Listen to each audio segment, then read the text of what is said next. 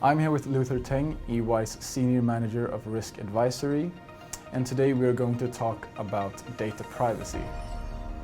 So, it's been 1 year since the GDPR went live. What have you noticed in the marketplace so far?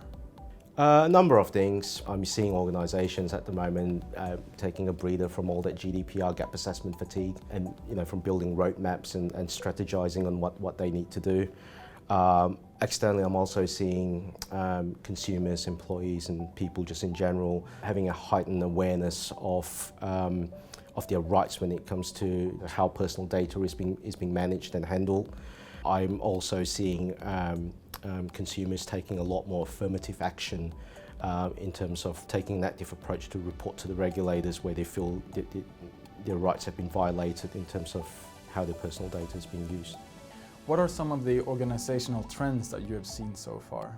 I'm seeing for much more mature organisations, I'm seeing organisations kind of going into audit mode. So periodically going into testing the controls to make sure that the design of the controls are working as effectively as intended. I'm also getting a number of questions from organisations around certification because they're much more mature, they feel much more confident in wanting to achieve that kind of gold standard. So I think watch this space. I think there will be a trend of organisations going into that certification route as well. I'm seeing also a number of organisations unfortunately playing catch up as the risk landscape for GDPR has changed significantly. I mean, you would have seen quite a number of news where data breaches have been attributed to third parties and within the supply chain itself. So I'm seeing organisations taking quite a focused approach in evaluating the suppliers and also doing continuous monitoring to make sure that they are meeting GDPR obligations as well. Do you think the GDPR has made an impact on how organizations process personal data? And do you see that as a positive or a negative thing? I think by and large I see this as a positive thing because with the GDPR now I'm seeing organisations actually using this as a perfect opportunity to revamp or establish or re-establish a much more robust data governance structure.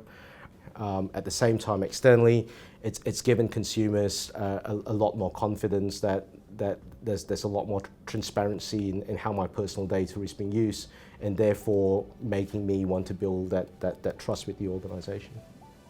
Do you think GDPR has given consumers more confidence in sharing their personal data? I'll say yes and no to this one, and I'll start with the yes.